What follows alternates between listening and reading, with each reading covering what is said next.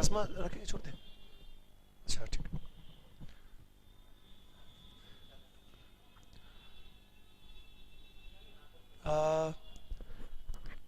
Friends, CME Patna के online classes में आपका स्वागत है। मैं संजय सिंह अभी जीएस मेंस हिस्ट्री पे मैं बात करूंगा। और ये जो क्लास है वो मेनली बीपीएससी मुख्य परीक्षा के अनुसार से इसका उपयोग आप कर सकते हैं। ये हम लोग की दूसरे दिन का क्लास है। अभी चूंकि प्रारंभिक स्तर है इसलिए टाइमिंग को लेकर के और तकनीकी के स्तर पे कुछ दिक्कतें भी आ रही हैं, पर धीरे धीरे इसको और ऑर्गेनाइज कर देंगे। जैसे आज हमारा प्रयास था कि जिस टॉपिक को मैं पढ़ाने वाला हूँ उसका साथ साथ नोट्स भी चले और फिर इसको हम लोग आगे पढ़े, पर वो थोड़ा सा दिक्कत हो पाई। कोई नहीं, हम लोग जल्दी ही कर लेंगे, और ताकि जो चीज़ पढ़ाऊँ सामने फ्लैश पे आए, बट जो क्वालिटी मिलेगी वो ज़्यादा इम्पॉर्टेंट रहेगा और चीज़ें चलती रहेंगी। तो सबसे पहली बात कि हम लोग कल की क्लास रखे थे जिसमें मॉर्निंग में अभिनव सर ने इकोनॉमी का पॉवर्टी टॉपिक पढ़ाया था, और मैंने 10 बजे के बाद वाले क्लास में मेंस में एक टॉपिक स्टार्ट किया था जिसका नाम था बिहार में पाश्चात्य एवं प्रौद्योगिकी शिक्षा का विकास। वो शुरुआत था जिसको हम लोग आज आगे बढ़ेंगे और साथ साथ कुछ और टॉपिक को पढ़ेंगे, क्योंकि कई सारे स्टूडेंट ने इस बात को रखा कि सर थोड़ी सी कुछ बेसिक बातें हो जाएं फिर पढ़ाई को हम लोग आगे बढ़ें। अभी कोरोना को चलते जो दिक्कतें आ रही हैं उसीलिए हम लोग ऑफलाइन से ऑनलाइन मोड में आए हैं, और हम लोग चूंकि ऑफलाइन में ज़्यादा पढ़ाते हैं इसलिए ऑनलाइन में अचानक आना मुश्किल होता है। बट एक प्रयास है कि जो लोग घर बैठ के पढ़ रहे हैं उनका कुछ कुछ टॉपिक होता रहे। थोड़ा सा टाइम का आगे पीछे भी हो तो आप आराम से यूट्यूब के थ्रू देख सकते हैं, तो कोई बहुत दिक्कत नहीं होनी चाहिए, चाहे थोड़ा आगे भी चले और पीछे हमें और भी चीज़ को देखना पड़ रहा है। फ्रेंड्स, सबसे पहली बात है कि जो जीएस मेंस का एग्ज़ाम है 65th, वो जून में अभी संभावित है, शायद में भी डेट्स भी आगे बढ़े, पर हम लोग जून के मान के चल रहे हैं। और उसमें उस एग्ज़ाम के दृष्टि से इस टॉपिक को हम लोग पढ़ रहे हैं। पर साथ साथ जिन लोगों को आगे भी 66th का जो मेंस देना है वहाँ भी काम करेगा और अदर एग्जाम्स में भी आपको काम करेंगे। तो आज की क्लास में मैं 3 बिंदु पे बात करूंगा। एक यह, कई बच्चों का ये था कि सर कुछ इंपॉर्टेंट जो इश्यूज है वो थोड़ा बता दिया जाए ताकि हमको पढ़ने में आसानी हो सके, एक। Number 2, how to write a good answer, ये भी थोड़ी चर्चा कर दी जाए। और नंबर 3, जो हमारा टॉपिक था पाश्चात्य शिक्षा और उसका राष्ट्रवाद से संबंध और प्रेस का विकास उसका राष्ट्रवाद से संबंध, इस टॉपिक को हम लोग लगभग खत्म करने की ओर जाएं या कुछ और बातें उसमें डिस्कस करें। तो सबसे पहले हम शुरुआत करना चाहेंगे जीएस से। जीएस में दोस्तों अब 2/3 अंकों का महत्व है। 300 अंक का आपका पेपर 1 है, 300 अंक का पेपर 2 है, और 300 नंबर के आपके ऑप्शनल है। ऑप्शनल आपका जो भी हो उसमें मैं एक सजेशन देना चाहूँगा, क्योंकि समय कम है तो आप और पिछले वर्ष के प्रश्न पत्रों को देखें। मैं मानता हूँ कई बार कई क्वेश्चन रिपीट भी हो जाते हैं तो दिक्कत होती है, but topic more the less वो रहता है। जैसे मैं इतिहास पढ़ाता हूँ तो इतिहास में अगर हम इंडियन हिस्ट्री की बात करें तो इंडियन हिस्ट्री ऑलरेडी व्यक्ति पीटी में पढ़े रहता है। जो वर्ल्ड हिस्ट्री है उसमें कुछ टॉपिक है वही बार बार पूछे जाएंगे, जैसे कि सामंतवाद का पतन, पूंजीवाद का उदय, पुनर्जागरण, धर्म सुधार, वाणिज्यवाद। सामंतवाद का पतन, पूंजीवाद का उदय, पुनर्जागरण, धर्म सुधार, वाणिज्यवाद, यहां से एक प्रश्न की संभावना की जा सकती है। नंबर 2, 18th सेंचुरी में 18th सेंचुरी के मध्य में औद्योगिक क्रांति, जो मैंने कल पढ़ाना शुरू भी किया जिसको आगे पढ़ाऊंगा, उसी में जो दूसरा टॉपिक रहेगा वो रहेगा आपका 1776 की अमेरिकी क्रांति और आगे का गृहयुद्ध, और तीसरा फ्रांसीसी क्रांति, और तीसरा खंड रहेगा दोस्तों वर्ल्ड वार 1 से लेकर वर्ल्ड वार 2 के बीच की घटनाएं। 3 प्रश्न इन्हीं खंडों से होने चाहिए। ऐसे ही एंशिएंट इंडिया में हड़प्पा वैदिक से संभावना रहती है, हालांकि ऐसा ट्रेंड नहीं फॉलो हो पा रहा है। फिर मौर्य से या बौद्ध जैन से एक संभावना रहती है। मिडिवल इंडिया में, अर्ली मिडिवल में 750 से 1206 में आपका चोल पर या पल्लव से एक प्रश्न, सामंतवाद पर एक प्रश्न। इधर आप दिल्ली सल्तनत में पाएंगे किसी शासक पे, चाहे फिरोज शाह तुगलक हो, मोहम्मद बिन तुगलक हो, भक्ति सूफी हो या विजयनगर पे हो वहाँ से सवाल, और वैसे ही मुगल काल में अकबर या औरंगजेब के नीतियों पर या उनके सांस्कृतिक विकास पर सवाल। मॉडर्न का सवाल दोनों के लिए महत्वपूर्ण है, जो बच्चे जीएस के लिए भी बैठे हुए हैं, और जिसमें आप पाएंगे कि जीएस में मॉडर्न के सेंस में जीएस में हम लोग कई खंडों में बांट सकते हैं। राजनीतिक इतिहास, आर्थिक इतिहास, सामाजिक सांस्कृतिक इतिहास और राष्ट्रीय आंदोलन का इतिहास। दोस्तों आप इसमें पाएंगे कि पिछली बार जो जीएस के भी जो प्रश्न आए थे उसमें भी कुछ चेंजेज आए। जैसे ट्रेडिशनल हट करके क्वेश्चन आया कि 19वीं सेंचुरी में राष्ट्रवाद के विकास की चर्चा करें। राष्ट्रीय आंदोलन और मजदूर आंदोलन का क्या संबंध रहा, इंटेंडेंट वाले सवाल जो आए थे। तो इसलिए मैं जो जीएस के भी छात्र उनको सलाह दूंगा कि कुछ टॉपिक को जो आपके ऑप्शनल वाले बच्चे पढ़ते हैं उस अनुसार से पढ़े तो शायद ज़्यादा अच्छा रहेगा। फिलहाल जो बच्चे ऑप्शनल वाले हैं मैंने थोड़ी सी बात रखी, और आपका जो अदर ऑप्शनल भी है उसमें अपने सीनियर से, टीचर से सलाह लेते रहे। मैं बस एक बात बोलूँगा, आप क्वेश्चन को नहीं टॉपिक्स को सिलेक्ट कर ले जिससे बार बार प्रश्न पूछे जाते हैं, और उन टॉपिक्स को लास्ट ईयर्स के प्रश्नों से देखें कि इसके क्या क्या आयाम होने चाहिए, और उसी प्रक्रिया में आप उन आयामों पे शॉर्ट नोट्स बना लें, और जिसको आप जिस्ट कह सकते हैं, और बाद में सिनॉप्सिस बना लें। जिस्ट मतलब पॉइंट फॉर्म, और सिनॉप्सिस उससे क्या क्या आयाम होते हैं, तो ये बना लें, क्योंकि एग्जाम के टाइम में आपको इसकी बहुत ज़रूरत पड़ेगी। दोस्तों ऑप्शनल की बात ये रही, मेरा इतिहास है, इसमें मैंने थोड़ा सा बताया, मैं आगे अपने ऑप्शनल क्लास में डिटेल में बताता रहूंगा। जीएस में कुछ सुझाव, फिर अपने टॉपिक पे आएंगे। जीएस के दोनों पेपर के खंड को कुछ सुझाव में आप 3 कैटेगरी में बांट के दोस्तों देख सकते हैं। एक आप बना ले जो कि बहुत हद तक थोड़ा समझना है और याद आधारित है, जिसमें हम हिस्ट्री और पॉलिटी को डाल सकते हैं। इतिहास में मोर द लेस वही चीजें हैं, बस क्वालिटेटिव आंसर होने चाहिए। जैसे सीएमई का भी हम लोग का नोट्स है, कला टॉपिक आप देख सकते हैं, अभी शिक्षा प्रेस का भी मैं डिस्क्रिप्शन लिस्ट में डालूंगा, आगे जनजाति पर भी रहेगा, किसान आंदोलन पर भी दोस्तों रहेगा, उसी की प्रक्रिया में राष्ट्रीय आंदोलन में बिहार का योगदान रहेगा और व्यक्तित्व रहेगा। चूंकि इतिहास में कंटेंट की भी भूमिका होती है, चीजें लगभग फिक्स आती हैं। अब बात करेंगे पिछली बार सर बदलाव थे, बदलाव निश्चित रूप से थे। आया था सवाल मौर्य कला के साथ साथ उनका उस कला का बौद्ध धर्म से जुड़ाव। अब बौद्ध धर्म के जुड़ाव की जरूरत यह बात है कि कला संस्कृति से जुड़ा हुआ है। संस्कृति का मतलब होता है दोस्तों जीवन शैली, जिसमें धर्म है, कला है, साहित्य है, दर्शन है, और धर्म का जुड़ाव कला से भी रहेगा। और यहाँ तक कि भारत में जो विभिन्न कलात्मक प्रवृत्तियां हैं, चाहे वह स्थापत्य हो, मूर्ति कला हो, चित्रकला हो, सबके विकास में धर्म की बड़ी भूमिका रही। और विशेषकर प्राचीन काल देखें तो हिंदू मंदिर तो गुप्त काल से बनते हैं, मूर्तियां भी मानव मूर्तियां गुप्त काल से बनती, हिंदू मूर्तियां, पर उससे पहले जो बुद्ध की मूर्तियां हो गंधार मथुरा में बन चुकी होती है, और वो बौद्ध धर्म से प्रभावित है। ऐसे ही आप पाएंगे कि कला के विकास में बौद्ध धर्म का प्रारंभ से विकास रहा है। चैत्य जो बौद्ध मंदिर दोस्तों होते हैं वो गुप्त काल से पहले मरुत्तर से बन रहे हैं, तो बौद्ध धर्म का प्रारंभ से जुड़ाव है। अगर मौर्य काल की बात करें तो मौर्य काल की कला को आप 2 भाग में बांटते हैं, एक राजकीय कला और एक दूसरा लोक कला है। राजकीय कला जो राज्य के प्रश्रय में था, और लोक कला जो स्वतंत्र रूप से कलाकारों द्वारा निर्मित हुआ। राजकीय कला के भी 4 रूप मूलतः दिखाई पड़ते हैं, जो राजप्रसाद जो अपने पटना के ही कुम्हरार स्थित है, दूसरा जो स्तंभ है, तीसरा जो स्तूप है, और चौथा जो विहार है। स्तूप में बुद्ध के प्रतीक चिन्हों की चर्चा होती है, और जो स्तूप की चीजें हैं उसमें सब कुछ बौद्ध धर्म से प्रभावित है। आप जब आंसर लिखे तो स्तूप को जरूर बनाएं। जैसे अभी ये टॉपिक नहीं चल रहा है, पर अगर स्तूप हो तो आप जरूर बनाएं कि स्तूप का क्या हो। तो स्तूप के टोटल दोस्तों 8 पार्ट होते हैं। ये सबसे पहले आप ये आकार बनाए जिसको अंड कहते हैं। अंड के ऊपर में ये जो है दोस्तों इसे हर्मिका कहते हैं, ये जो लाइन है इसे यष्टि कहते हैं, और ये जो 3 ऐसे छत्र बने होते हैं इसको छत्र बोलते हैं। ये सदा सम्मान और उदारता के प्रतीक है। सबसे पहले ये बनाए, इसको बोलते हैं अंड, ये हर्मिका, ये यष्टि, और ये इसके 3 छत्र हैं। इसके बाद से ये जो है दोस्तों ये मेधी या चबूतरा है, चारों तरफ से वेदिका है जिसको घेरा भी बोलते हैं, और इसके बगल में ऐसे प्रदक्षिणा पथ हैं, और फिर तोड़न या प्रवेश द्वार है।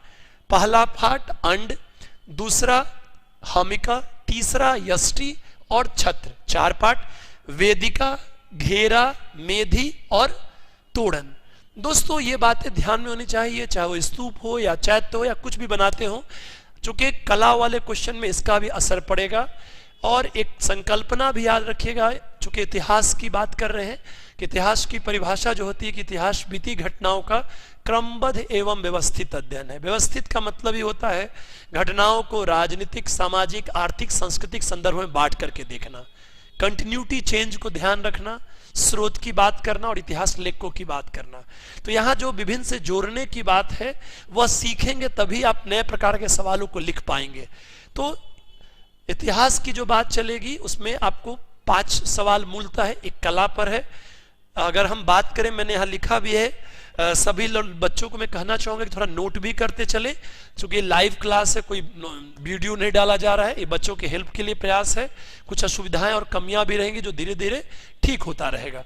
दोस्तों चूंकि हम लोग भी ऑफलाइन के टीचर हैं, ऑनलाइन धीरे धीरे सीखेंगे। तो पहली बात यह है, थोड़ी स्पीड भी तेज होगी, धीरे ठीक हो जाएगा, क्योंकि लगता है कम समय ज्यादा चीज बोल लें। पहली बात है कि जो गेस्ट क्वेश्चन में कला में इस बार के लिए आप पाल कला और पटना कलम को ध्यान से पढ़ लें। पाल कला, पटना कलम को ध्यान से पढ़ लें और इसी में मौर्य कला को एक बार देख लें, ताकि रिपीट हो तब भी आप लिख सकें। जिस तरह से मौर्य कला को बौद्ध धर्म से जोड़ा था, वैसे यह भी जोड़ सकता है कि क्या मौर्यकालीन कला राजकीय तत्वों की अभिव्यक्ति है या मौर्य काल राजकीय प्रश्रय की अभिव्यक्ति है। क्योंकि मौर्य काल की बहुत बड़ी विशेषता है दोस्तों सेंट्रलाइजेशन। तो एक ऐसा भी नया सवाल में भी बना सकता है। वैसे ही पाल कला की बात है, तो क्या पाल कला बौद्ध धर्म से प्रभावित है, ये बात, या आप सभी ने पीटी में पढ़ा होगा त्रिपक्षीय संघर्ष चल रहा था, पूरब से पाल थे, पश्चिम से गुर्जर प्रतिहार थे और दक्षिण से राष्ट्रकूट थे। कोई ऐसा ही सवाल दे दिया कि पालों ने विभिन्न राजनीतिक संघर्षों के बीच ही कला और संस्कृति को योगदान दिया, स्पष्ट करें। तो यहां पर भी दोस्तों जरूरत पड़ेगी चीजों को समझने की।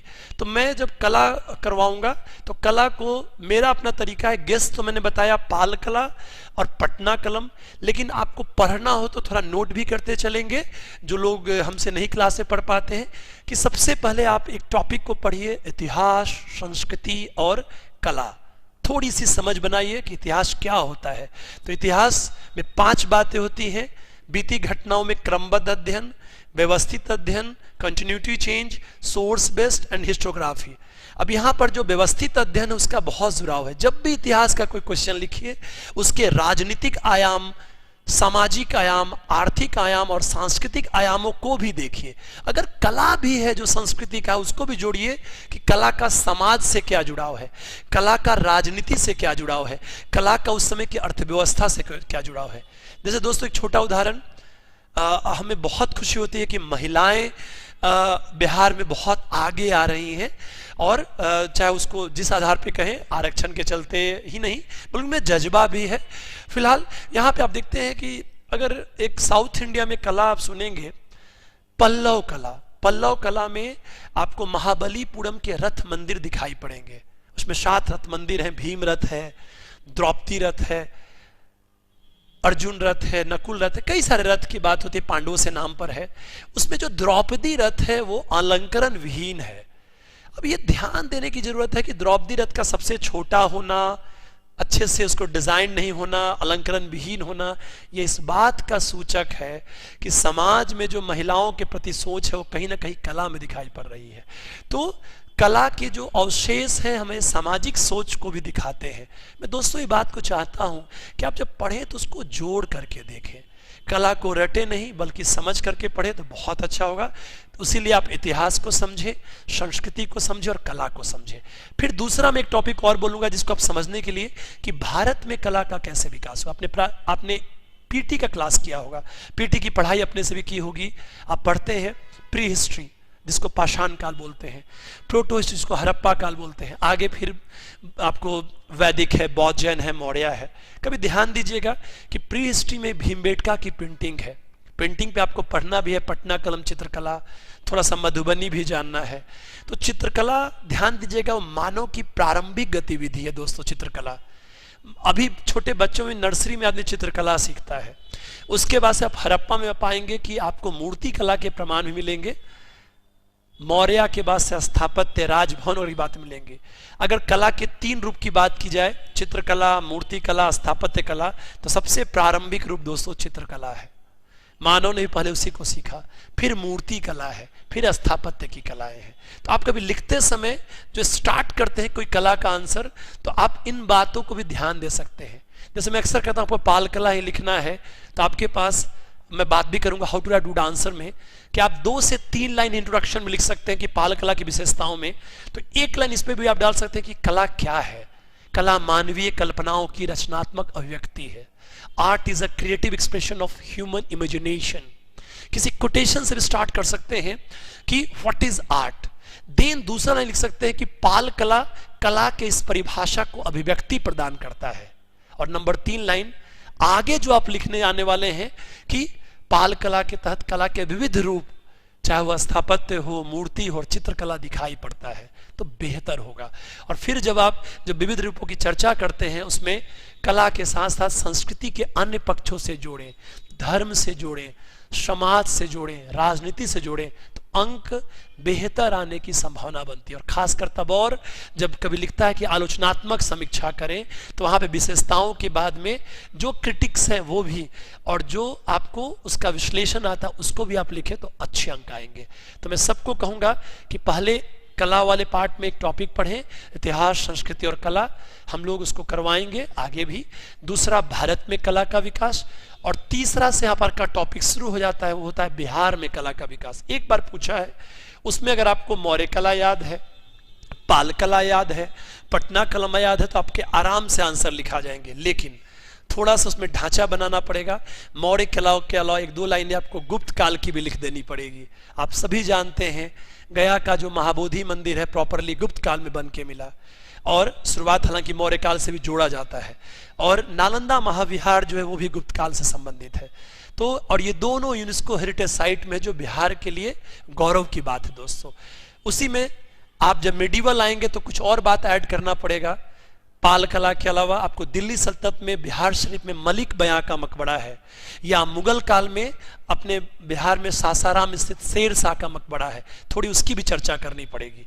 ऐसे ही मॉडर्न टाइम में आप आएंगे तो चित्रकला के अलावा ये भी चर्चा करनी पड़ेगी कि ब्रिटिश काल के कौन से स्थापत्य बने हैं आप, जिसमें पाएंगे कि पादरी की हवेली बनी है, और नए जो पटना के कई स्थापत्य हैं उसकी चर्चाएं मिलेगी। तो पहला टॉपिक जो बिहार में कला का विकास है, वहां को भी थोड़ा पढ़ के जाइएगा। मैं फिर से रिपीट कर दूं, पहला टॉपिक इतिहास, संस्कृति और कला की थोड़ी सी समझ। दूसरा टॉपिक भारत में कला का विकास।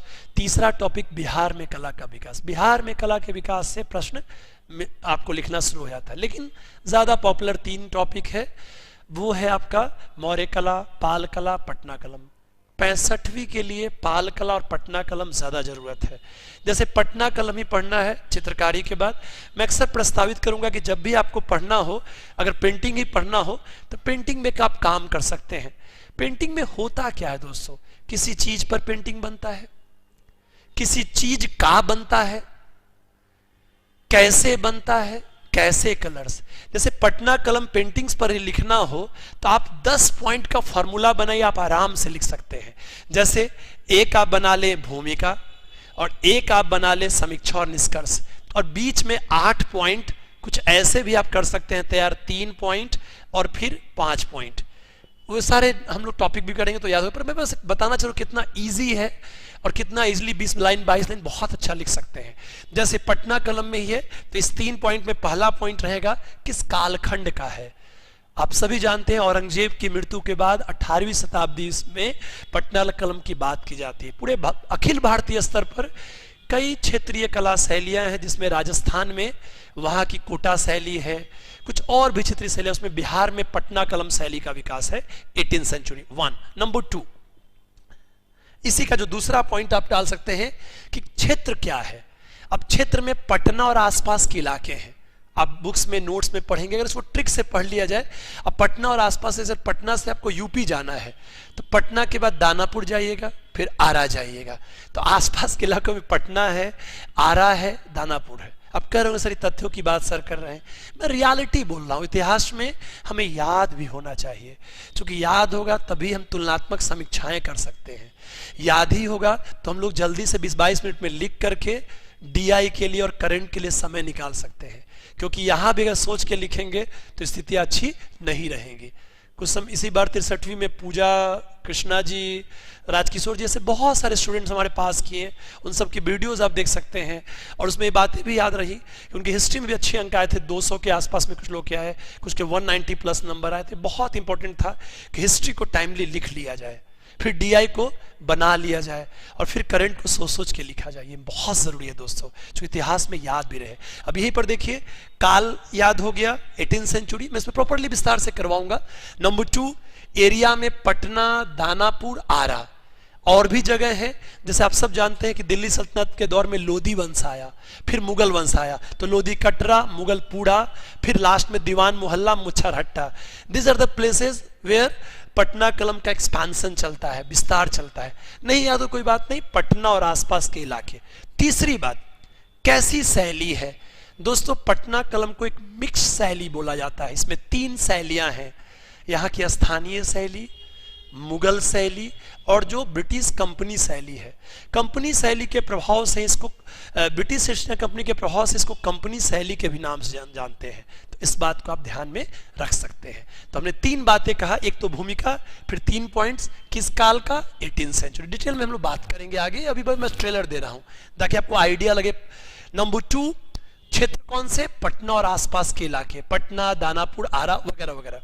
उसके बाद से तीसरी बात, कैसी शैली? 3 शैलियों का मिश्रण है, स्थानीय, मुगल और साथ साथ ब्रिटिश कंपनी, इसलिए इसको मिक्स शैली या कंपनी शैली के भी नाम से जाना जाता है। इसी में आप आएंगे 5 पॉइंट। 5 पॉइंट में एक फॉर्मूला है, किस पर चित्र बन रहा है, क्या कोई दीवार पर बन रहा है या फर्श पर बन रहा है या कागज पे बन रहा है या हाथी दांत पे बन रहा है। जैसे पटना कलम मूलतः कागज पे बनता है, इसके अलावा कई और चीजों पर भी। दूसरा, किसका चित्र? तो आम जनजीवन का चित्र, खेती जोतता हुआ किसान, लकड़ी काटती हुई औरत, लकड़ी काटता हुआ बढ़ई, मछली बेचती हुई औरत, रंगरेज वगैरह के चित्र मिलते हैं। मानव का जो चित्रण है वो भी बहुत सूक्ष्मतापूर्ण है। भौवें जो है भारी है, जो चेहरा है जो पतला है और नाक नुकीली है, ऐसी कई विशेषताएं मिलती हैं दोस्तों। पशु पक्षियों के भी अच्छे चित्र मिलते हैं। तो पहला हो गया किस पर चित्र, तो कागज पर चित्र है पटना कलम। दूसरा हो गया किसका चित्र, तो आम जनजीवन का चित्रण है। और तीसरा हो गया कैसे चित्र, यहां पटना कलम बड़ा स्पेशल हो जाता है। जैसे सामान्यतः चित्रों में पहले चित्र का निर्माण किया जाता है दोस्तों, एक आरेख बना लिया, फिर उसके बाद से पेंटिंग कलरिंग की जाती है। पर पटना कलम की बड़ी बात है कि आरेखन और बनने की प्रक्रिया साथ साथ रहेगी। मैं पटना कलम का पेंटर नहीं कि बना सकूं, पर इसकी बहुत महत्वपूर्ण विशेषता है कि पटना कलम में ड्राइंग और कलरिंग साथ साथ चलता है। और उसके जस्ट बाद से 5वीं बात है कैसे रंग, तो इसमें आप पाएंगे कृत्रिम रंगों का प्रयोग, थोड़े से प्राकृतिक रंग भी है। हालांकि प्राकृतिक रंग मधुबनी पेंटिंग की बहुत बड़ी विशेषता है, और गहरे रंगों का प्रयोग है। और लास्ट है कौन कौन से कलाकार। दोस्तों मैं बताना चाह रहा था कि कैसे पॉइंट्स बढ़ जाते हैं। एक बांट दिया किस काल का, तो 18th सेंचुरी, कहां कहां, पटना और आसपास के इलाके। फिर कैसी शैली, मिश्रित शैली। फिर 5 पॉइंट क्या, किस पर पेंटिंग, कागज पर। किसका पेंटिंग, आम जनजीवन। कैसे पेंटिंग, आरेख और रंगन साथ साथ। कैसे रंग, गहरे प्राकृतिक और रंग। उसे कौन से कलाकार, इसमें आप पाएंगे हुलासलाल, सेवक राम और सदाशिव, कई सारे ऐसे पेंटर्स मिलेंगे। जैसे हुलासलाल, होली दिवाली के चित्रण मिलेंगे, तो आप बना सकते हैं, अगर हिंदी में है तो हुल्लास उल्लास। इस तरह से आप इसको पढ़ सकते हैं। फिर बाद में होगा इसका समीक्षा और निष्कर्ष की बात। तो समीक्षा में कुछ आलोचनात्मक बातें बता सकते हैं कि पटना कलम पेंटिंग में बॉर्डर लाइन नहीं है, और इसी में आप पाएंगे कि बैकग्राउंड का भी अभाव दोस्तों मिलता है। मीन्स जैसे पेंटिंग्स में जो बॉर्डर्स बने होते हैं, साइड्स के ऐसे बॉर्डर्स ये नहीं बने हुए और पीछे से बैकग्राउंड नहीं है। संभवतः कम खर्च के लिए ऐसा किया गया होगा। दोस्तों विस्तार में जब हम पढ़ेंगे तो इस कला के टॉपिक्स में मैं आऊंगा। बस आपके लिए इतना ही कि इसमें जो हिट क्वेश्चंस में कला को अच्छे से तैयार करिएगा। इस बार भी आउट ऑफ 38 में कुछ लोग के मार्क्स में 29, 30, 31 तक मैंने सुना है, तो मार्क्स आते हैं। अच्छा लिखने के लिए जरूरत है आरेख खींचे, टू दी पॉइंट लिखें और चीजें वहां स्पष्टता से प्रस्तुत हो सके। फिलहाल कला के बाद दूसरा जो इंपॉर्टेंट टॉपिक रहेगा वो यही टॉपिक है, खासकर 65वीं के लिए, जिसमें कि आप बिहार में पाश्चात्य प्रौद्योगिकी शिक्षा का विकास पढ़ेंगे। मैंने कल थोड़ा सा पढ़ाया था, आज उसको डिस्क्रिप्शन लिंक के साथ आप देखेंगे तो और अच्छा लगेगा और आप पढ़ेंगे तो याद होगा। आप और भी प्रयोग कर सकते हैं, सभी अच्छे हैं, पर याद रखिएगा सब कुछ नहीं कर सकते हैं। जरूरत इस बात की है कि आपको चुनाव करना पड़ेगा। सफलता के लिए भी कहा जाता है कि आपका आत्मविश्वास होना चाहिए, आपकी मेहनत होनी चाहिए और आपकी रणनीति भी होनी चाहिए। आत्मविश्वास आपका आंतरिक पक्ष है, वो आपको एक अच्छे माहौल से मिलता है। मेहनत भी आपका आंतरिक पक्ष है, वो आपके अच्छे रूटीन और आपकी अपनी कर्मठता से मिलती है। और रणनीति सभी लोग का अच्छा होता है, लेकिन निर्णय आपको करना है किसका अच्छा है। रणनीति में आपका ये रणनीति होनी चाहिए। जब भी आप पढ़ाई करें तो पिछले वर्ष के प्रश्न पत्रों को देखें, एक। नंबर 2, अध्ययन सामग्री का चुनाव 2 स्तर पे करें, एक मूल और फिर एक एक्स्ट्रा अध्ययन सर। और तीसरा उसका लेखन अभ्यास। मेंस मूलतः लेखन अभ्यास है। ये कोरोना वायरस वाला ये समाप्त हो, सारी प्लान को रोक दिया हुआ है, तो हम लोग लेखन अभ्यास पे जाएंगे दोस्तों 1 अप्रैल से। और कई स्तरीय कॉपी चेकिंग की व्यवस्था रखी गई है। हर क्लास का लेखन बहुत जरूरी माना जाएगा। इसी में मैं सबको कहूंगा कि रणनीति में जो बाहरी लोग जो रणनीति वहां भी देखिए, आप जिनसे भी पढ़िए वो अनुभवी हो सकता है कोई आदमी फाइनली फेल हुआ हो, इंटरव्यू तक गया हो, मेंस तक गया हो, वह भी किसी पार्ट में बहुत अच्छा बता दे, क्योंकि मामला उस पार्ट में अच्छे नंबर आने के। मेरा ही खुद फाइनली नहीं हुआ, पर इतिहास विषय मैंने ग्रेजुएशन में दोस्तों पढ़ा, और ये बोलने में कोई बात नहीं, आप पता भी करें। दिल्ली यूनिवर्सिटी में अच्छे रैंक्स आए, हर बार कॉलेज में अच्छा रैंक आया, उससे बहुत कुछ कॉन्फिडेंस आया, क्योंकि 2007-8 से पढ़ा रहा हूं। और उसी कॉन्फिडेंस से हिस्ट्री से संजीव सिंह 98th रैंक लाए, प्रेमसु डेलवी ऑल इंडिया रैंक 3rd लाए। कुछ दिन पहले बक्सर में डीएम थे राघवेंद्र, वो भी जीएस में हेल्प लिए। बहुत सारे ऐसे लड़कों को मदद मिली। 56-67 में सर्वेश सर हमारे सीनियर है, बहुत अच्छे टीचर भी हैं, उनके मार्गदर्शन में हम लोग एक किताब निकाले, उसमें क्वेश्चन भी था चंपारण का क्या महत्व रहा है। वहां पर भी संजीव जी फर्स्ट रैंकर ने भी सपोर्ट किया, जो सार्थक वाले हम लोग की किताब आती है। तो वो भी इसलिए क्योंकि कुछ कॉन्फिडेंस भी होना चाहिए, और आपको भी याद रखना है कि आप जिससे सलाह लेते हैं वो भी का बैकग्राउंड अच्छा होना चाहिए। हम लोग दिल्ली में 12-13 से बीपीएससी मेंस के लिए आस्था आर कुमार सर साथ पढ़ाते रहे, बहुत कुछ सीखा। अभी बहुत कमियां हैं, लगातार सीख रहा हूं, पर मैं एक चीज जरूर बोलूंगा कि कम भटकिएगा, टू दी पॉइंट लिखिए, ज्यादा नंबर आएंगे। फिलहाल तो रणनीति में आपको जिससे रणनीति लेना है वो भी बहुत जरूरी है। कला पे मैंने थोड़ी सी बात रखी। कला के बाद एक दूसरा जो टॉपिक है पाश्चात्य प्रौद्योगिकी शिक्षा, इस बार के लिए इंपॉर्टेंट है, जिसको मैं प्रॉपरली करवाऊंगा ही, फिर डिटेल और क्लासेस में भी रहेंगी। तीसरा टॉपिक मैं दोस्तों बोलना चाहूंगा जनजातीय आंदोलन के बारे में। जनजातीय आंदोलन में इस बात को बहुत इंपॉर्टेंट चीज है, पिछली बार का प्रश्न पत्र आपने देखा होगा कि ओवरऑल जनजाति पूछ दिया, न बिरसा था न संथाल था, और जनजातियों की समस्याएं पूछ दिया। मैं इसलिए पुनः कहूंगा कि जनजाति पढ़ते समय थोड़ा ये सब भी जाने। सबसे पहली बात कि जनजाति से मतलब क्या है। सामान्य संवेदना में नजर आता है कि जो वनवासी लोग हैं, जो जंगली क्षेत्रों में दोस्तों रहते हैं, जंगली क्षेत्रों में दोस्तों जो रहते हैं, अगर हम संवैधानिक स्तर बात करें तो भारतीय संविधान का अनुच्छेद 342 में जो लोग शामिल है, they are known as scheduled tribes 342 में। इसी में आप पाते हैं जनजातियों के बारे में कि जनजातियों का क्या ट्रैकिंग रहा है। एंशिएंट टाइम देखे, मिडिवल टाइम देखे, तो जनजाति जो लोग हैं वो जंगली वनवासी क्षेत्रों में दोस्तों निवास वाले, उनकी बात चलती है। अब आप थोड़ा फील करिएगा उनके बारे में कि वो कैसे अपने आप में अलग थलग रहते हैं। उनका पॉलिटिकल सिस्टम अलग है, अपनी पंचायती व्यवस्था रही, एक कम्युनिटी सिस्टम जो चला वो चलता रहा। यहां तक कि जैसे आप याद करें कि समुद्रगुप्त ने भी जब नॉर्थ इंडिया से साउथ इंडिया गया था तो बीच में आट्विक राज्य थे, जंगली राज्य थे, उसको पूरा मिलाया नहीं था, बल्कि उसने कुछ अपने प्रभाव वाली बात रखी थी। तो जंगली क्षेत्र शुरू से कटा हुआ रहा है और उनकी अपना सिस्टम रहा है। थोड़ा फील करिएगा, तब टॉपिक को पढ़ेंगे और समझेंगे, याद भी करेंगे। यहीं पर आप ध्यान दीजिए कि जो जनजातीय लोग हैं उसमें क्या हो रहा है ब्रिटिश पीरियड में कि इस प्रकार की चीजें आ रही हैं। हम सब जानते हैं 1600 में ईस्ट इंडिया कंपनी जो है एक व्यापारी कंपनी के रूप में आया। उसने भारत के हालात को देखे और 18वीं सेंचुरी के मिड में 1757 में बैटल ऑफ प्लासी से बंगाल को शुरुआत किया। 64 तक पूरा प्रभाव बन गया। 65 से 72 तक आप देखते हैं बंगाल, बिहार, उड़ीसा की दीवानी मिलती है। और इसी दीवानी प्रक्रिया में जब वह राजस्व वसूली की बात चलती है, शुरुआत होता है मैदानों से और आगे चल के वो लोग जंगली क्षेत्रों में जाते हैं। आप खुद फील कर सकते हैं कि वहां पे कैसे हालात रहे होंगे। लंबे समय से वो एक प्रकार के अपने सिस्टम में रहते हैं और अब एक नया कोई हस्तक्षेप करेगा। हस्तक्षेप कैसे होता है? कहीं का परहा पंचायत है, कहीं का कुछ और है। ये अपना पॉलिटिकल सेटअप लाते हैं, अपना एडमिनिस्ट्रेशन लाते हैं। 1 नंबर 2, सोशल सिस्टम में उनमें एक सामुदायिक भावना है, एक जुड़ करके रखते हैं।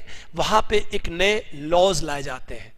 सबसे बड़ा एरिया है इकोनॉमिक कल्चरल एरिया। वहां देखिए दोस्तों क्या होता है, इकोनॉमी में कंदमूल फल इकट्ठा करना, अपना जनजीवन करना, चलाना, कुछ का पत्ता है उस पर कुछ अपना व्यवसाय चलाना। लेकिन अब नए वन कानून लाए गए और इन वन कानूनों के तहत में टैक्स लगाए गए। अब उनकी अब जो प्रकृति उनकी अपनी परिवार था, संपत्ति था, वो नहीं रहा। समाज में अशिक्षा का माहौल है उनके साथ।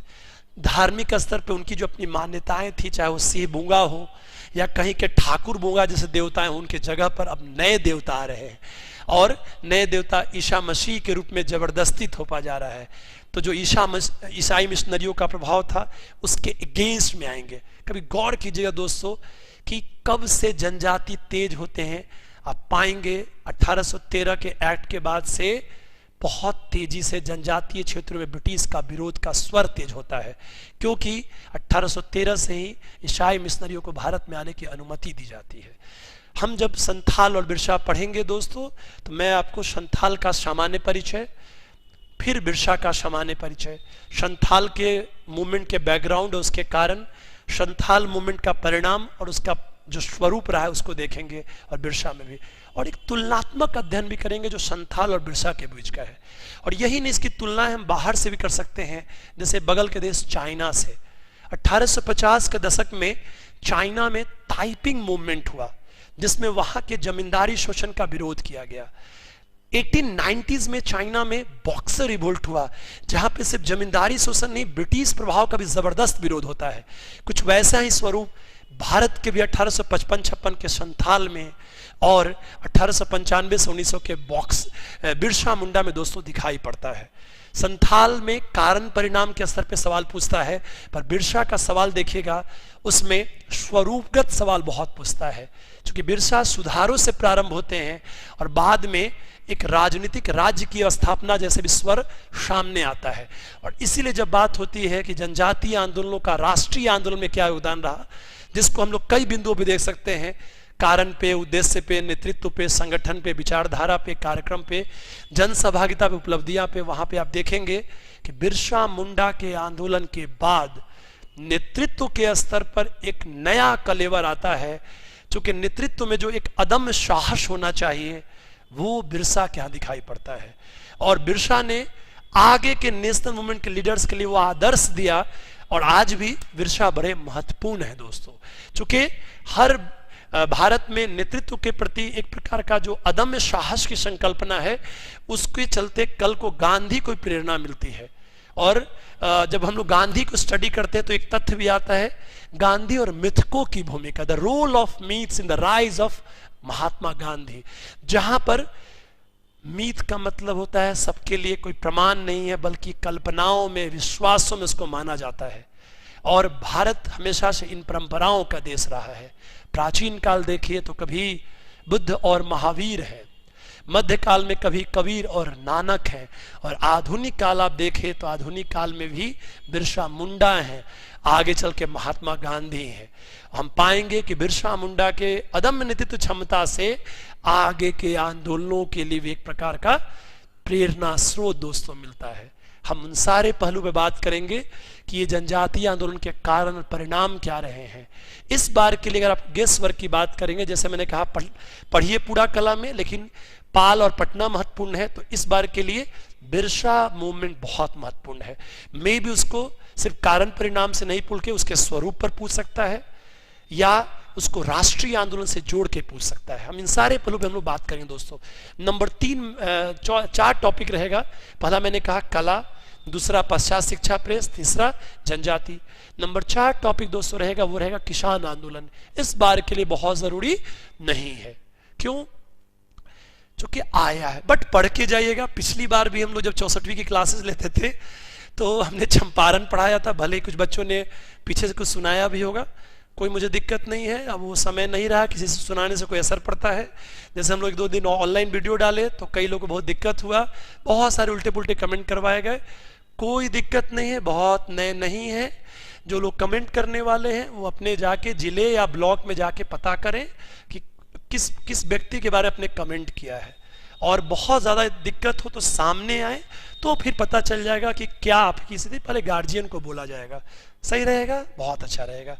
और ये भी ध्यान रखिएगा, मूल चीज़ें मूल होती हैं और चुड़ाई गई चीज़ें चुड़ाई गई होती हैं। ये भी ध्यान रखेंगे, क्योंकि कभी बात हो तो एक श्वेत पत्रक वर्ड की बात होती है कि बैकग्राउंड चेक किया जाएगा कि दिल्ली यूनिवर्सिटी के रामजस कॉलेज में 3 साल किसने टॉप किया था इतिहास में।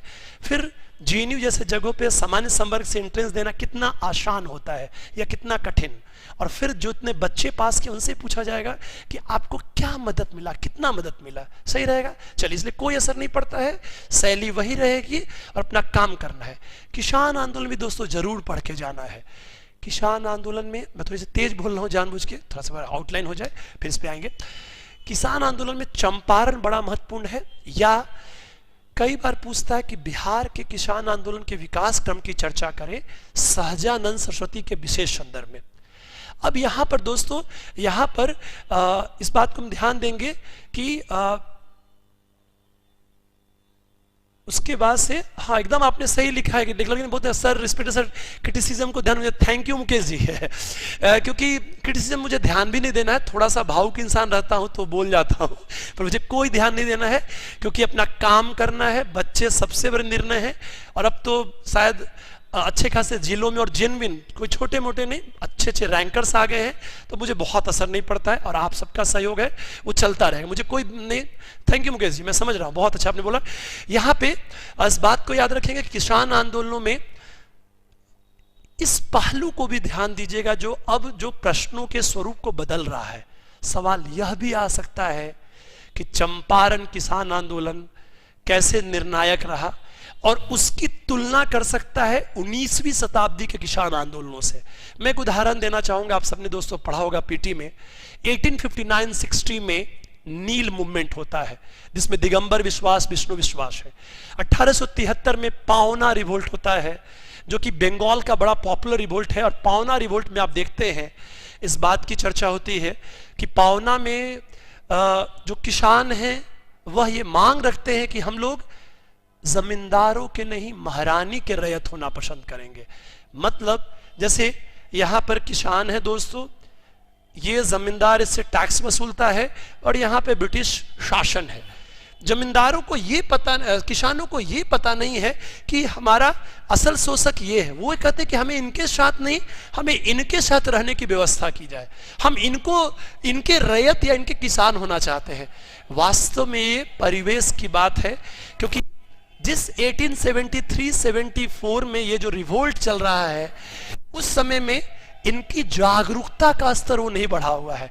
इन्हें लगता है कि हमारा शोषक ये जमींदार है, पर वास्तव में मेन शोषक ये है, इसने कंपेल किया है मोर एंड मोर टैक्सेस और यहां से टैक्स वसूला जा रहा है। यही आप पाएंगे जब 1917 में चंपारण की बात चलेगी तो यहां पर ये जो मध्यस्थ वाली बात, सिर्फ इसी का विरोध नहीं होगा बल्कि इसका विरोध होगा और ज्यादा विरोध इसका भी होगा। तो वास्तव में किसान आंदोलनों का स्वरूप व्यापक होगा। पहले मुद्दे सिर्फ टैक्स को कम करना या जमींदारों का विरोध तक सीमित था, बट अब बड़ा मुद्दा हो रहा है इस पूरे व्यवस्था का विरोध करना। और इसी बात को जब आप पढ़ेंगे तो आप एक फॉर्मूला मेरा यूज कर सकते हैं, किसी आंदोलन में बहुत काम करता है 8 पॉइंट। जिसको आप तुलनात्मक याद रख सकते हैं। कारण, उद्देश्य, नेतृत्व, संगठन, विचारधारा, कार्यक्रम, जन सहभागिता, उपलब्धियां। कारण, उद्देश्य, नेतृत्व, संगठन, विचारधारा, कार्यक्रम, जन सहभागिता, उपलब्धियां। इन बिंदुओं पर किसी आंदोलन को जोड़िए तो अच्छी चर्चा कर सकते हैं। जैसे ही चंपारण था, कारण क्या है? निल्हा जमींदारों का ऑफलाइन क्लास आप सभी जानते होंगे 1 अप्रैल से शुरू होगा। वहां पे प्रश्नों में आ रहा है दोस्तों, आप सब जानते होंगे 31 तक सब कुछ बंद रहेगा, अभी ऑनलाइन चलेगा। हालांकि आगे भी हम लोग देखेंगे, अगर आप सबका बहुत जुड़ाव रहा और हम लोग भी कुछ सीख लिए। कभी थोड़ी दिक्कत होती है ऑनलाइन में कैसे पढ़ाना है, पर आप लोग का जितना ज़्यादा सपोर्ट मिला 2 दिनों से, कल ही शुरू हुआ है और अब तक करीब 13,500-14 हजार लोग देख चुके हैं। तो ये बहुत बड़ी संख्या है सारे वीडियोस को। पर हम लोग ऑफलाइन तो ज़रूर रहेंगे, पर आप सब लोग चिंता मत करें, थोड़ा ऑनलाइन भी जारी रहेगा। तो आपका कोई जोर नहीं है सर, ओरिजिनल धन्यवाद, अच्छा लगा। चूंकि मुझे बड़ा डर लगता है कुछ बोलने में, चूंकि मैं बहुत नया आ रहा हूं ऑनलाइन में। तो एक दिन किसी ने कमेंट लिखा कि सर चुड़ा चुड़ा के पढ़ाते हैं, तो हम सोचे कि थोड़ा सा सीरीज बाई 2008 से जितने ऑफिसर्स बने हैं सबको माइक पर लेके आऊंगा। और 12वां रैंक राघवेंद्र सिंह रहेंगे, 13वां रैंक साकेत रहेगा जो अभी अमित शाह का सचिव बना हुआ है। तो ऐसी पूरा लिस्ट लेके आऊंगा और वो राज्यवार रहेंगे, तो उनसे फिर टक्कर बेहतर रहेगा। क्योंकि भीड़ से नहीं होता है, क्वालिटी से होता है, वो चीज समझ में बाद में आ जाएगा। और फिर मैं सबका निकलवाऊंगा, सबका अपने मार्कशीट कि कहां से पढ़ाई कौन किया है और कौन क्या पढ़ाया है। पर चलिए, बहुत अच्छा, मैं ओरिजिनल धन्यवाद। आइए फ्रेंड्स, यहाँ पे चंपारण का कारण जो है निल्हा जमींदार वाली बात है। उसी में यहां पर आप पाएंगे जो उद्देश्य है वो है किसान समस्या से मुक्ति के साथ साथ राष्ट्रीय आंदोलन से जोड़ने की बात है। उसी में आप पाएंगे नेतृत्व की बात जो है, तो नेतृत्व में गांधी जैसा दोस्तों नेतृत्व आएगा। संगठन अभी प्रारंभिक दौर है, पर वो सहयोग की बात रहेंगी। उसके बाद से विचारधारा अहिंसा रहेगा। कार्यक्रम किसानों की मुक्ति के अलावा और भी प्रकार के पॉजिटिव कार्यक्रम चलाए जाएंगे। और उसी बात से आप यहां पे आप पाएंगे कि जन सहभागिता भी बड़ा पक्ष। किसी भी आंदोलन की बड़ी बात होती है जन सहभागिता दोस्तों। महिलाएं, मजदूर, किसान, युवा, उनका क्या रोल रहता है। इसी प्रक्रिया में आप पाएंगे परिणाम। आप सब जानते हैं कि 1/4 टैक्स को कम कर दिया गया, 1/4 को वापस कर दिया गया, तिनकठिया सिस्टम की समाप्ति कर दी गई। ये कई सारी चीजें रहेंगी जो हम लोग अपने अंदाज में दोस्तों किसान आंदोलन पढ़ेंगे और उसमें आगे बढ़ेंगे। मैं फिर से दोहरा दूं, कला से एक पक्का आएगा। पटना कलम या पाल कला अच्छे से पढ़ के जाइएगा, मौर्य कला बस देख लीजिएगा, बिहार में कला का विकास भी देख लीजिएगा। समझने के लिए संस्कृति टॉपिक को भी समझिएगा और भारत में कला के विकास को भी समझिएगा। नंबर 2, पाश्चात्य प्रौद्योगिकी शिक्षा की बात मैंने कल कुछ की थी, आज थोड़ी सी और बात करूंगा। डिस्क्रिप्शन लिंक में पूरे नोट्स दिए जाएंगे, उसको आप पढ़ के रखेंगे, मैं उसको आगे ही पढ़ाते रहूंगा, दोहराते रहूंगा। नंबर 3, जनजातीय आंदोलन। मैंने बोला कि संथाल बिरसा पे बातचीत चलेगी। मैंने थोड़ा सा आउटलाइन दोस्तों दिया, अभी कोई क्लास नहीं चल रहा है, एक बस एक यूज्ड टू हो रहे हैं, फिर आगे बढ़ते चलेंगे। नंबर 4, किसान आंदोलन की बात, इसमें कम चांस है इस बार आने का। 5वां टॉपिक बड़ा जरूरी है, वो है राष्ट्रीय आंदोलन में बिहार का योगदान। मैं इस बार इस टॉपिक को बहुत विस्तार से पढ़ाऊंगा। पिछली बार का प्रश्न देखिएगा, 19वीं सदी में राष्ट्रवाद का विकास पहली बार पूछा है दोस्तों, इंटेंडेंट और बिहार से जोड़ते हुए। एक तो ये टॉपिक शायद मुझे तक ऑप्शनल में भी नहीं पूछा होगा, सच पूछिए। तो मुझे जब ये क्वेश्चन मैंने देखा तो मैं बहुत सोच के मुश्किल से 5-6 लाइन बोल पाया। हाँ, बकवासबाजी करके एक पेज डाल सकते हैं, लेकिन ये टफ टॉपिक था। चूंकि बाहर कौन से लोग गए, बिहार से कौन गए, जैसे मॉरिशस में बिहार से लोग गए थे, अब उनका क्या रहा, ये टॉपिक था। तो बट इस पे टफ टॉप क्वेश्चन थे। इसके अलावा पाएंगे शॉर्ट नोट्स आया था, मजदूर आंदोलन को राष्ट्रीय आंदोलन से दोस्तों जोड़ दिया। अब ये सब क्वेश्चंस के लिए डिटेल में पढ़ने की जरूरत है। जैसे मजदूर आंदोलन की बात ही देखिए, आप खुद पहले देखिए कि मजदूर पर ऑप्शनल में कहां पूछता है। आप यहां पे आप पाएंगे कि मजदूर आंदोलन, चूंकि ब्रिटिशर्स का यहां पे इंडिया का मूल उद्देश्य था कच्चे माल का यहां से ले जाना और अपने लिवरपूल, मैनचेस्टर या लंदन के बने हुए तैयार मालों का यहां पे बाजार बनाना। उद्योग तो चाहेंगे नहीं, जब उद्योग नहीं होंगे तो मजदूर कहां से होंगे। अब मामला है कि मजदूर आंदोलन की बात क्यों चली। निश्चित रूप से थोड़े उद्योग चले, स्वदेशी उद्योग चले, कुछ भारतीय पूंजीपतियों ने पैसे लगाए, उनके उद्योग चले, और कुछ ब्रिटिशर्स के भी लगे। अब जब मजदूर आंदोलन और राष्ट्रीय आंदोलन की बात चलेगी, उसमें आप क्या पाएंगे कि आप सबने पढ़ा होगा 1853 में रेलवे का विकास जो है शुरुआत होती है बॉम्बे से थाने के बीच में। तो सबसे पहले रेल लाइन बिछाने के लिए मजदूरों की जरूरत पड़ी, और उससे एक मजदूर एज अ कम्युनिटी दोस्तों वहां पे डेवलप्ड हुआ।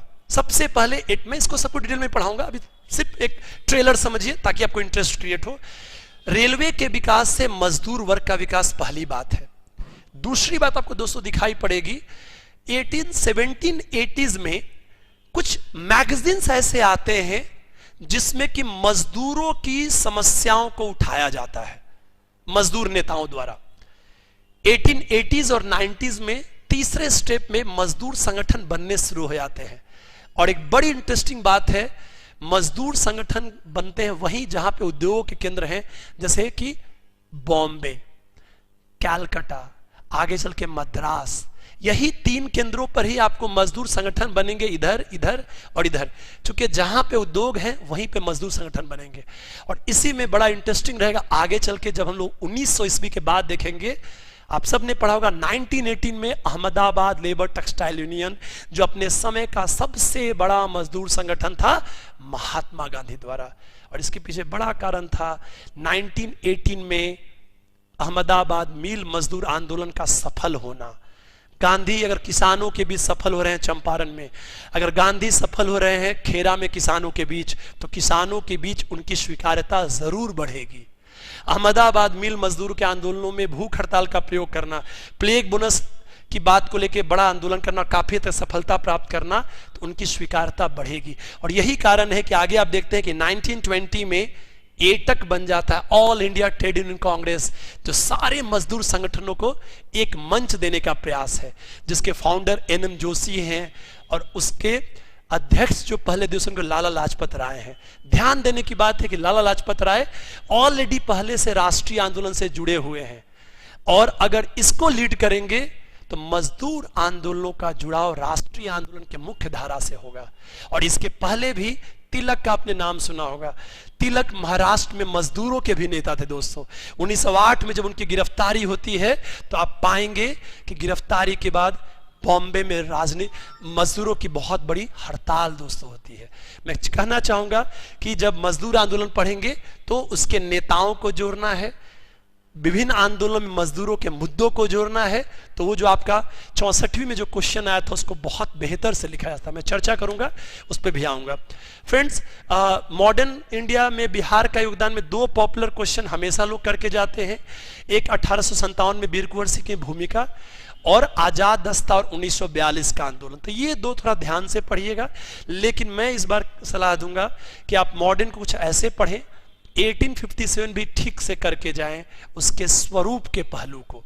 जैसे शायद एग्जैक्ट तो मुझे याद नहीं है, पर 42वीं या 43वीं के दौर में क्वेश्चन आया था स्वरूप को लेकर कि 1857 की क्रांति न तो प्रथम था, न राष्ट्रीय था, न स्वतंत्रता संग्राम था, जो RC मजूमदार का स्टेटमेंट है। इस बार ऑप्शनल वालों को पूछ दिया था कि एसेंसन का जो स्टेटमेंट है कि स्वतंत्रता संग्राम तो था पर राष्ट्रीय नहीं था, ये क्वेश्चन आया था।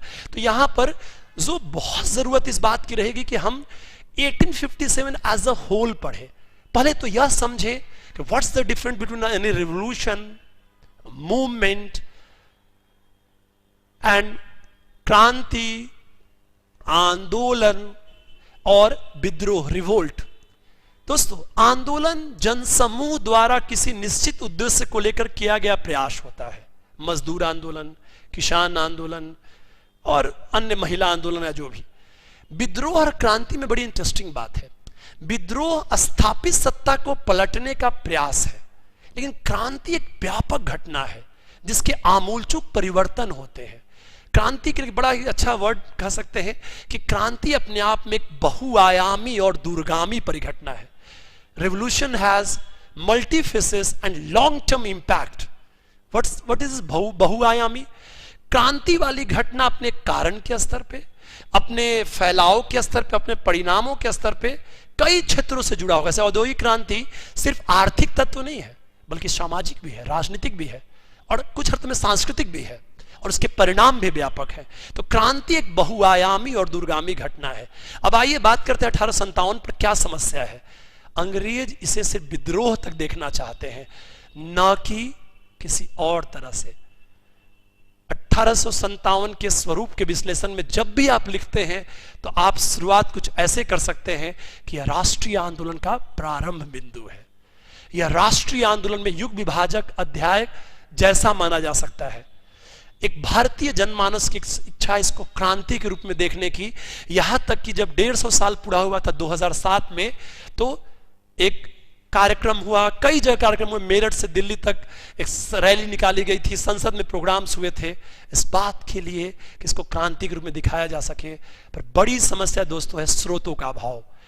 1857 के बारे में अधिकांश साक्ष्य ब्रिटिश साक्ष्य हैं, जो सरकारी दस्तावेज वो यही दिखाते हैं कि कुछ छिटपुट लोगों का विद्रोह था। उन्होंने इसको सैनिकों का विद्रोह बता दिया, जैसे लॉरेंस एंड सिले कहते हैं। किसी ने इसको धर्मांधों का विरोध कर दिया, किसी ने हिंदू मुसलमान को षड्यंत्र कह दिया। यहां तक कि भारतीय लोगों में भी कई कारणों से, जैसे सैयद अहमद खान साहब, जो बाद में शुरुआत में हिंदू मुस्लिम एकता की बात भी करते थे, पर बाद में वो अंग्रेजों से ज्यादा जुड़ गए, वो भी कहते हैं कि सैन्य विद्रोह था। यहां तक कि इंडियंस में भी बहुत सारे व्यू हैं। वीर सावरकर बहुत ही महत्वपूर्ण रहे। उन्हें कहा कि यह भारत का पहला स्वतंत्रता संग्राम था। जब भारत आजाद हुआ तो लिखने की बारी आई। सबसे पहले कहा गया आरसी मजुमदार साहब को कि आप लिखें, पर उनका व्यू यह था कि न तो प्रथम था, न राष्ट्रीय था, न स्वतंत्रता संग्राम था। वो प्रथम इसलिए नहीं मानते थे कि 57 से पहले भी 6 में बेलोर में रिवोल्ट हो चुका था, 24 में बैरकपुर में हो चुका था, तो प्रथम कैसे कहें। राष्ट्रीय इसलिए नहीं था क्योंकि पूरे भारत में फैलाव नहीं था। स्वतंत्रता संग्राम इसलिए नहीं था कि सबके अपने अपने हित थे। फिर एसएन सेन को कहा गया, जिन्होंने 1857 के नाम से सरकारी इतिहास लिखा। वो कहते हैं कि स्वतंत्रता संग्राम तो था पर राष्ट्रीय नहीं था। जब इतने विमर्श और विवाद हों तो किसी निष्कर्ष पे पहुंचना मुश्किल है। स्रोत व्यापक हों, अगर 1857 के स्रोत बड़े स्तर पे मिले, अगर हम इसको राजनीतिक के साथ साथ सामाजिक, आर्थिक, सांस्कृतिक में भी देखें तो शायद विद्रोह की सुव्यवस्थित तस्वीर तैयार की जा सकती है। हम जब पढ़ेंगे तो हम इन सारे पहलुओं पे हम बात करेंगे ताकि 57 की एक मुकम्मल तस्वीर आपको मिल सके। फ्रेंड्स, हम जब पढ़ेंगे तो 2 आंदोलनों पे विशेष ध्यान रहेगा। वो रहेगा 1857 पे और 1942 पे। ध्यान दीजिएगा, आरेखों का प्रयोग कर सकते हैं। जैसे आप 1857 लिख सकते हैं कि एक प्रकार का उद्भव चरण है, तो चरमोत्कर्ष जो है वो 1942 है। 1857 उद्भव है और चरमोत्कर्ष 1942 है, और दोनों में अपना बिहार बहुत आगे है। आप पाएंगे कि 57 में जहां वीर कुंवर सिंह और कई लोग हैं, वैसे ही 1942 में आजाद दस्ता है। तो अगर राष्ट्रीय आंदोलन का प्रारंभ बिंदु 1857 में वीर कुंवर सिंह जैसे लोग बिहार को नेतृत्व प्रदान कर रहे थे, तो 1942 में आजाद दस्ता की गतिविधियां के माध्यम से बिहार अपनी अग्रणी भूमिका निभा रहा था। आप अच्छी शुरुआत करें, उसके अच्छा विश्लेषण करें, तथ्यों को लिमिटेड रखें और लिखें। अंक जरूर आएंगे, इस बार भी कई लोग के अंक आए हैं। मैं पुनः रिपीट कर दूं, कला में पाल कला, पटना कलम, पाश्चात्य शिक्षा, प्रेस का विकास और राष्ट्रवाद से जुड़ाव वाला टॉपिक। तीसरा जनजाति में बिरसा, ज्यादा इंपॉर्टेंट, संथाल भी देख के चले।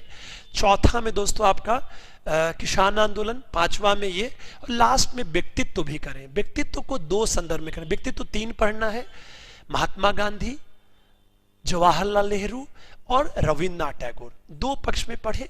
एक पढ़े उनके क्या विचार रहे। विचारों को भी आप चाहें तो बांट सकते हैं, राष्ट्रीय संदर्भ में विचार, अंतर्राष्ट्रीय संदर्भ विचार। राष्ट्रीय में राजनीतिक विचार, आर्थिक विचार, सामाजिक विचार, सांस्कृतिक विचार। अब इसी में टैगोर में सांस्कृतिक विचार बड़ा महत्वपूर्ण रहेगा, नेहरू में अंतर्राष्ट्रीय विचार बड़ा महत्वपूर्ण रहेगा। अभी JN के 370 के चलते भी बहुत जरूरी है, और महात्मा गांधी जब 150 साल पूरा हुआ इसलिए उनका जरूरी है। और एक और सवालों का आयाम है, वो है कि राष्ट्रवाद के विकास में इनका क्या योगदान रहा, ये भी जरूरी है। अब गांधी बहुत बार पढ़ते हैं, गांधी को भी आप लिखते समय इस बात को ध्यान दें कि 1915 से जो 47 है वो गांधी युग कहलाता है। अगर किसी के नाम से किसी युग को जाना जाए तो ये सबसे बड़ा बात है कि उनका क्या योगदान रहा है। आप स्टार्टिंग में लिख सकते हैं कि भारतीय राष्ट्रीय आंदोलन में गांधी के गतिविधियों का काल 1915 से 47 गांधी युग के नाम जाना जाता है। यह गांधी के योगदान का सबसे बड़ा सूचक ये दो शब्द हैं।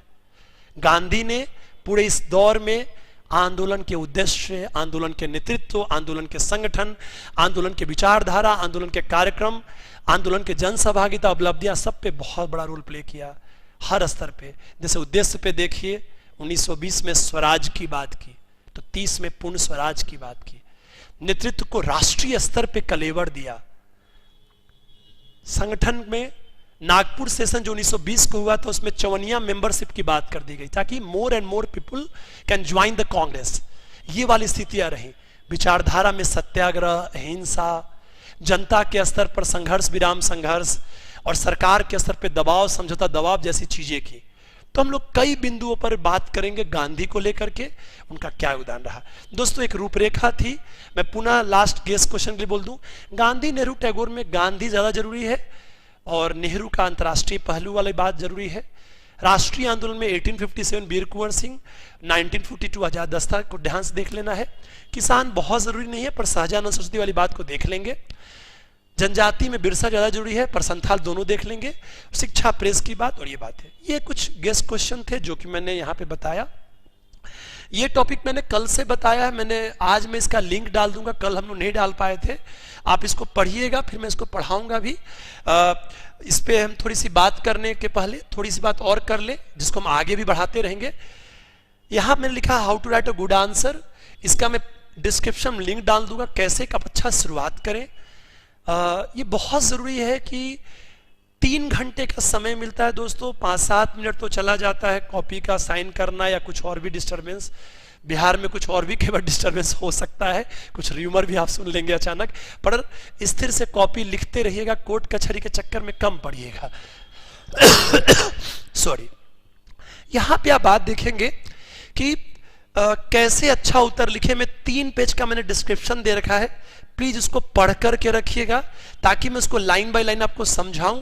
और अपने राइटिंग प्रैक्टिस में you should follow this suggestions. ये नहीं कि लिख के दे दिए और एक ठो नोट्स हो गया, नो, गलत चीज है। यहां पर ये बहुत जरूरी है शुरुआत में, चूंकि ये जो टॉपिक है पढ़ाना बहुत इजी है, बट ये अच्छा उत्तर कैसे लिखे भी बहुत जरूरी है।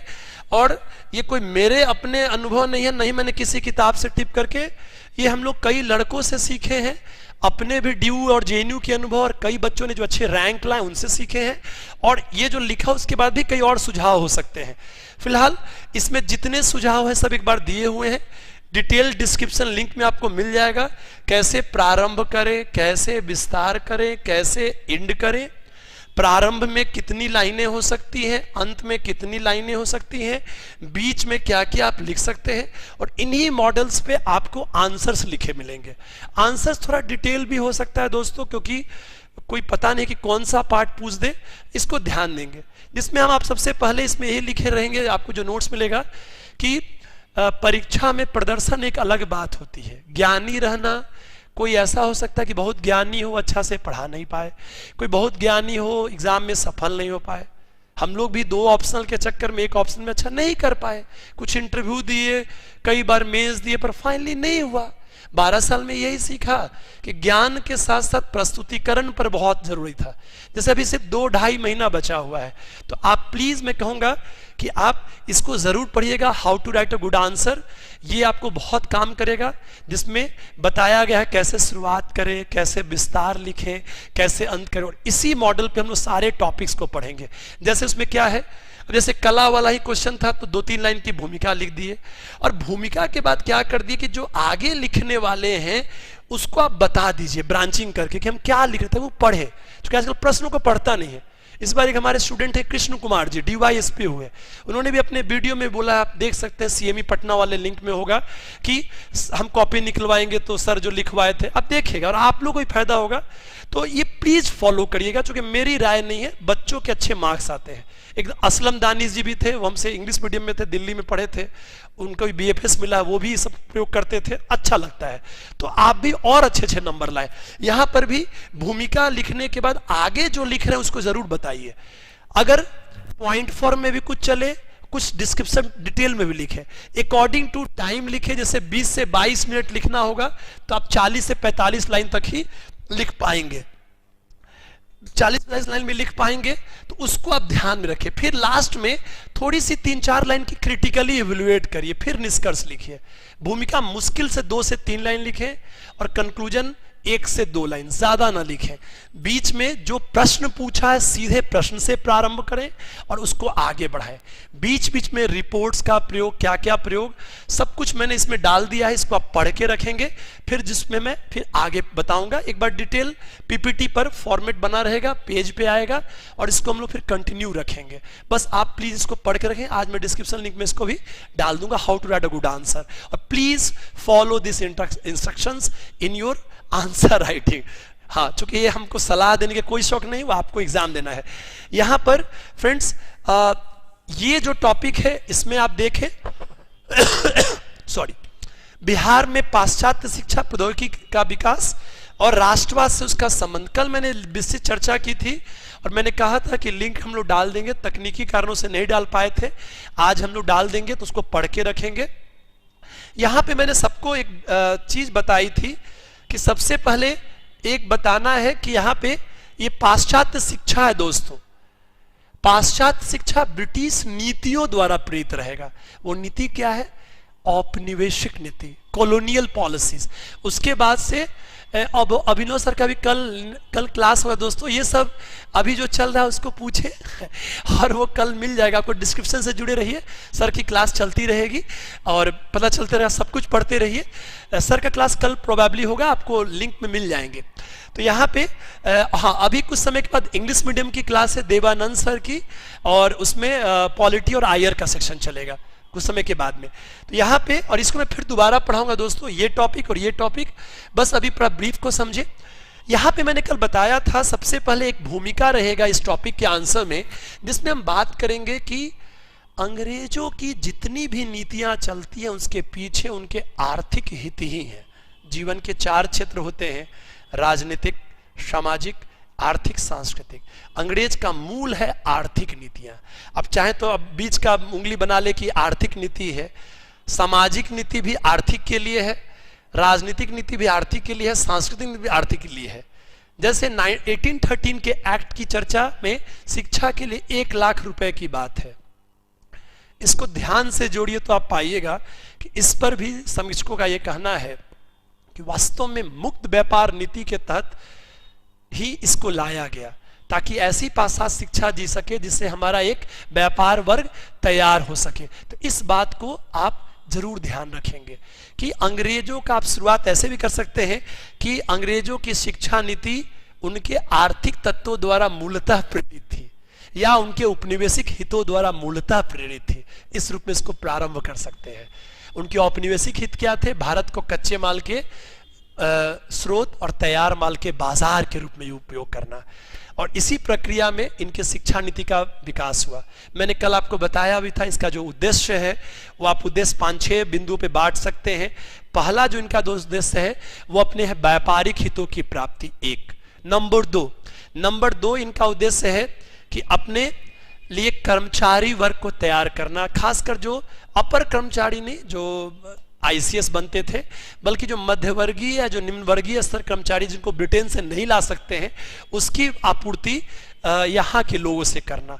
नंबर 3 कि अपने औपनिवेशिक साम्राज्य को जो है लंबे समय तक बनाए रखना, इसलिए एक ऐसा समूह तैयार करना जो उनके विचारों को मानती हो, देखने में इंडियन हो पर उनकी विचार जो अंग्रेज हो। आप जानते भी होंगे कि 19वीं सेंचुरी में क्लियर कट नहीं था कि अंग्रेज भारत में विकास के लिए आए कि भारत का शोषण करने आए हैं, और एक राजभक्ति और देशभक्ति का द्वंद्व भी चलता था। यहां तक कि कांग्रेस के भी प्रारंभिक चरण में जो नरमपंथ है वो ब्रिटिश शासन के सुधारों पर विश्वास करता है, जैसा मैंने कल भी कहा था आपको। तो आप पाएंगे कि ब्रिटिश नीतियों में पहला तो उद्देश्य है, जो शिक्षा नीति का उद्देश्य है वो है अपने व्यापारिक हितों के अनुसार की विकास करना। दूसरा उद्देश्य है कर्मचारी वर्ग की बात। तीसरा और है कि अपने साम्राज्य को लंबे समय तक बनाए रखना, क्योंकि विचारों के स्तर पे लंबे समय तक किसी व्यवस्था के लिए एक जनमानस तैयार कर सकते हैं। उदाहरण के लिए उदारवाद उनका हो, या उपयोगितावाद हो, या व्हाइटमैन्स मॉडर्न थ्योरी हो, सबके पीछे यही उद्देश्य था, अपने शासन के हितों की प्राप्ति करना। श्वेत लोगों पर बोझ सिद्धांत यह कहता है कि दुनिया की जो व्हाइट नस्ल है इधर अफ्रीका में, एशिया में आई है इनका कल्याण करने के लिए, पर वास्तव में इसके पीछे उनके अपने औपनिवेशिक हित थे। उपयोगितावाद कहता है अधिकतम लोग के अधिकतम सुख की अवधारणा, लेकिन यहां पर जो उपयोगितावाद है वो अधिकतम लोग का अधिकतम तरीके से शोषण करना है। तो आप पाएंगे शिक्षा नीति का उद्देश्य अपने साम्राज्य को लंबे समय तक बनाए रखना था। नंबर 4 पाएंगे कि इसमें भारतीय संस्कृति को तिरस्कृत रूप में प्रस्तुत करना था और अपने व्यवस्थाओं को परिष्कृत बताना था, ताकि अपने शासन को सही ठहरा सके। वो प्राचीन काल को, मध्य काल को अपने तरह से भी बताते हैं शिक्षा के तहत में, ताकि भारतीय जनमानस उनके विचारों का पालन कर सके। उन्होंने कभी स्त्री शिक्षा पे बहुत जोर नहीं दिया, उन्होंने कभी शिक्षा की समरूपता पर जोर नहीं दिया, और न ही विज्ञान तकनीक पर बहुत जोर दिया। जो भी आप प्रौद्योगिकी शिक्षा पाएंगे बहुत लिमिटेड है, और वो बस परिस्थिति जन्य था। वर्ल्ड वार 1 के समय थोड़े उद्योग फैलते हैं, वो भी उनकी परिस्थितियों की बात थी, मजबूरी की बात थी। उनका उद्देश्य तकनीकी विकास नहीं था, बहुत लिमिटेड है। मुश्किल से 4-5 पॉइंट आप देखेंगे तकनीकी विकास में बिहार में दिखाई पड़ेगा। फिलहाल ये इसके उद्देश्य का है, जिसको आप भूमिका के साथ शुरुआत कर सकते हैं। फिर मैंने बताया था प्रश्नों का स्वरूप। प्रश्न कैसे दोस्तों पूछता है, आपको डिस्क्रिप्शन लिंक में यहाँ पे मिल जाएगा कुछ प्रश्नों को। एक बार प्रश्न आया है 1813 से लेकर के 47 तक, एक बार आपको आया 1947 तक दोस्तों, एक बार आया है 1900 से लेकर 1947 तक, ऐसी फेज बाइज बांट के पूछा हुआ है। मैं आपको इसमें फैक्चुअल चीज है, इसको मैंने कल भी आपको बताया था कि पढ़ने के लिए इसको हम टेबुलर फॉर्म में देंगे, जिसको आप पैराबाइज लिख सकते हैं। सबसे पहले यहाँ पर कालखंड देंगे, और हाँ, पिछली बार के मेरे नोट्स बदल गए हैं दोस्तों, उससे ज्यादा मॉडिफाइड है, तो please go through this notes. ये नहीं कि पुराना सीएमई का नोट्स है ये वही तो होगा, नहीं, बदल चुका है। इस बार मैंने 6 पार्ट में कुछ ऐसे बांटा है। एक पार्ट हमारा है 1813 से लेकर के 1854 तक। दूसरा पार्ट हमारा है 1860 से लेकर के 80 तक। तीसरा पार्ट है 1880 से लेकर के दोस्तों 1900 तक। चौथा पार्ट है 1900 से लेकर के 1920 तक। कल भी मैंने कहा था इट्स अ फैक्चुअल टॉपिक, पर नंबर आते हैं। जिसको 209 आया है, वो भी जब क्लास में आए थे, अभी बिहार से पोस्टेड है, तो वो भी बोले थे कि सर पाश्चात्य शिक्षा पहला क्वेश्चन लिखे थे। तो अंक जरूर आते हैं, जो 209 बहुत अच्छे नंबर होते हैं, जैसा उन्होंने बताया।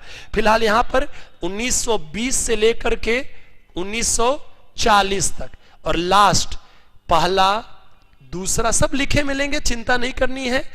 चौथा, पांचवा और छठा आजादी से लेके अब तक। इसमें मेनली हम लोग बात करेंगे बाद के दौर में, जो इधर आपको एनआईटी और सब कुछ बने थे, एनआईटी से जो आईआईटी बना वो सब कुछ डालेंगे, जो इधर का विकास कम रहेगा। अब यहां से पढ़ने के लिए मैंने 2 कॉलम की बात की, चूंकि मिक्सिंग हुआ था। एक बार क्वेश्चन आता है पाश्चात्य शिक्षा, तो पाश्चात्य सामान्य शिक्षा मतलब अंग्रेजी शिक्षा की बात है, और कई बार आता है कि सिर्फ तकनीकी शिक्षा लिखे, तो आपको सिर्फ तकनीकी वाले बात को ही लिखना है। हाँ, थोड़ा सा पेज को बढ़ाने के लिए कुछ बातों को जोड़ सकते हैं, पर मेनली आपको तकनीकी लिखना है। तो इसी पैटर्न पे ये आपको नोट्स रहेगा, और आपको पढ़ करके रखना है ताकि आपको आसानी हो सके। मैं फिर से उस बात को पढ़ाता हूं जो कल मैंने यहां तक थोड़ा बताया था, और आगे थोड़ा सा भी बार बोल लूं फिर दोहरा दूंगा। सबसे पहले जैसे 13 में है 5 मिनट के बाद, 13 में जो आप पढ़ेंगे, 13 में चार्टर एक्ट आता है, उसे 1 लाख रुपए शिक्षा की बात की जाती है। पर मैंने आपको एक बैकग्राउंड कल के वीडियो में समझाया था कि कैसे 1600 ईस्वी में अंग्रेज आते हैं एक व्यापारी कंपनी के रूप में, फिर 1757 के बैटल ऑफ प्लासी और बक्सर के बाद से एक राजनीतिक शक्ति बन जाते हैं, और फिर लॉन्ग टर्म पॉलिसी के तहत 1780s और 90s में कैसे चीजों में पकड़ बनाते हैं। शुरुआत अनुवाद से होता है, एशियाटिक सोसाइटी ऑफ बंगाल, चाहे वो भगवत गीता का हो या अभिज्ञान शकुंतलम का हो। अनुवाद के माध्यम से वो भारतीय समाज और संस्कृति को समझते हैं ताकि प्रशासन में आसानी रहे। फिर संस्कृत कॉलेज खुले जोनाथन डंकन द्वारा वाराणसी में, या कलकत्ता मदरसा खुले। इन बातों से भारतीय संस्कृति की समझ बनती है। 1800 में फोर्ट विलियम कॉलेज की स्थापना से जो अंग्रेज अधिकारी थे उनको सिखाया जाता है भारतीय भाषाओं के बारे में। उसी प्रक्रिया में आगे 1800 से लेकर 1930 के बीच में एक विवाद चलता है कि माध्यम क्या हो शिक्षा का, जिसको आंग्लविद प्राच्यविद विवाद बोलते हैं। आंग्लविद अंग्रेजी के आधार पर और प्राच्यविद भारतीय भाषाओं के आधार पर। उसी में फाइनली मैकॉले की बात मानी जाती है। मैकॉले योजना आता है जिससे अंग्रेजी शिक्षा को माध्यम बनाया जाता है। और फिर आगे वुड डिस्पैच और सब प्रस्तावों से बातें शिक्षा का विकास चलता है। पर यहाँ पर जो बिहार का क्वेश्चन है उसमें उसी अनुसार से काम की बातें लिखी मिलेंगी जिसको आप पढ़े रहेंगे। फिर मैं इसको आगे दोहराऊंगा भी। अभी थोड़ा शॉर्ट में एक हल्का सा ब्रीफ में बता देते हैं तो देख के रखेंगे। फिर मेरी शैली थोड़ी अलग सी है। एक बार मैं थोड़ा सा मेन बात बताता हूँ ढांचा, फिर दोबारा तिबारा इसको दोहराता हूँ ताकि आपको क्लास में याद हो जाए। आप मेरे पुराने छात्रों से पूछ सकते हैं। तो इतिहास मेरा अपना मानना है थोड़ी सी समझ और याद भी होना। पूजा का वीडियो देख सकते हैं, रटो और छापो वाली लाइन खुद क्लास में बोली, वो इसलिए क्योंकि 20 मिनट में बहुत समझ के लिख सकते हैं। वहां याद रहेगा तो फटाक से लिख सकते हैं। यहाँ पर 13 की घटना है, सामान्य शिक्षा में ही कॉलम में लिख देंगे, लिखा भी रहेगा उसी पैटर्न पे। हाँ, आप इसको पैरा वाइज अपने कॉपी में लिखेंगे जब मैं आपको टेस्ट लूंगा। ये बस समझने के लिए है। 13 में 1 लाख रुपए की बात है और ये मूलतः उसके औपनिवेशिक हितों से ही था, व्यापारिक हितों से ही था। 35 में मैकॉले योजना के तहत जिला स्कूल खुलते हैं पटना में, फिर और जगहों पर। उसके बाद से 54 में वुड डिस्पैच से तकनीकी बातें हैं जिसमें व्यावसायिक तकनीकी शिक्षा की पहल की बात की जाती है। उसी तरह से 63 में आप पाएंगे पटना कॉलेज की स्थापना है जो बिहार में उच्च शिक्षा का पहला संस्थान के रूप में है। जब मैं विस्तार बात करूंगा समीक्षा में तो और बताऊंगा इसका क्या असर पड़ता है। इसी में आप पाएंगे कि आगे चल करके 17 में उसमें आर्ट्स डिपार्टमेंट आता है और उसी की प्रक्रिया में आगे 19 में साइंस डिपार्टमेंट आता है, फिजिक्स केमिस्ट्री विभाग आते हैं। इसी में यहाँ पे 70 के दशक में देखिए दोस्तों, 70 के दशक भी आप लिख सकते हैं, कोई एग्जैक्ट डेट मत लिखिएगा, कई बार नहीं याद रहे तो। जैसे अब आपको याद नहीं कि 1872 में बिहार साइंटिफिक सोसाइटी बना तो इनकी तनाव में आ गए। मेंस में आप आराम से लिख सकते हैं 1870 के दशक में, मतलब 70 से 80 के बीच वाले दौर में, 70 के दशक में। ये भी नहीं याद हो तो लिख सकते हैं कि 19वीं शताब्दी के 7वें दशक में, 6ठे दशक में, ऐसे। वो भी नहीं याद हो तो 19वीं सदी लिख दीजिए। वो भी नहीं याद हो तो फिर मैं कुछ नहीं बोलूंगा चूंकि ऑनलाइन हूं, ठीक है। अब यहां पर 1872 में बिहार साइंटिफिक सोसाइटी की दोस्तों स्थापना होती है मुजफ्फरपुर में, और फिर उसका पटना संस्था की स्थापना 1873 में है। थोड़ा फैक्चुअल मैंने कल भी कहा था। और इससे नवाचार के बारे में, तकनीकी के बारे में थोड़ा विकास होता है। और इसी प्रक्रिया में आप आगे पढ़ेंगे तो आगे पूषा में अनुसंधान फॉर्म की भी स्थापना की बात है, जहां पर आगे 1904 आते आते कृषि विश्वविद्यालय बन जाता है। फिर इस फेज में आप पाएंगे कुछ छिटपुट सामान्य शिक्षा के विकास है। यहां पर आप पाएंगे 1900 से 1920 में पटना लॉ कॉलेज की बात है। उसके बाद से बांकीपुर बालिका स्कूल की बात है। 20 से 40 में आप बहुत चीजों का विकास पाएंगे, जैसे यहाँ पे जो इंजीनियरिंग कॉलेज है वहां से आप देख सकते हैं इंजीनियरिंग कॉलेज की बात। उसके बाद से 1928 में साइंस कॉलेज की बात, वेटरनरी कॉलेज, ये सारी चीजें चलेंगी। तो दोस्तों इस विकास प्रक्रिया को कुछ इसी रूप में आपको यहाँ पर ये दोस्तों दिखाई पड़ेगा, जिसको आप लोग ध्यान से पढ़ेंगे। आपसे मेरा आग्रह है कि आज जो डिस्क्रिप्शन लिंक पे जो 2 चीजें दी रहेंगी उसको आप हल्का सा पढ़ करके रखिएगा, और देन उसके बाद से मैं उस पर पीपीटी फॉर्मेट में पेज वाइज रोलिंग चलता रहेगा और उसको फिर हम लोग आगे भी पढ़ते रहेंगे। अब थोड़ी सी बात मैं रिकॉल कर लूं जो आज की बातें थी। फ्रेंड्स, मैंने आज अपने आप को केंद्रित किया, चूंकि शुरुआती क्लास था, बच्चों का बहुत था कि सर कुछ बातें गेस्ट क्वेश्चन रूप में बताइए, तो उसी रूप में मैंने बताया कि क्या क्या गेस्ट क्वेश्चन इसमें पाल कला, पटना कलम, बिरसा मुंडा, पाश्चात्य प्रौद्योगिकी शिक्षा 1857 और 1940 को विशेष ध्यान से रखिएगा। अच्छा उत्तर कैसे लिखेगा इसका डिस्क्रिप्शन लिंक मैंने कहा, और साथ साथ आपको पाश्चात्य प्रौद्योगिकी शिक्षा को मैंने बताया कि इसको पढ़ करके रखिएगा, क्योंकि ये लाइव क्लास है, आगे भी इसमें हम लोग विस्तार रखेंगे। दोस्तों ये चीज़ें चलती रहेंगी, आगे के लिए इतना ही। थोड़ा सा क्वेश्चन पूछने का भी राउंड चल सकता है, लेकिन कई जगहों पे बच्चे अभी नहीं जुड़ पाए हैं, वो जुड़ जाएंगे तो हम लोग इसको कनेक्ट करेंगे। ठीक दोस्तों, अभी के लिए इतना ही। आप सब हमें सुने, इसके लिए बहुत आभार। कुछ कमियां रहेंगी वो धीरे धीरे ठीक करते रहेंगे। धन्यवाद दोस्तों, धन्यवाद।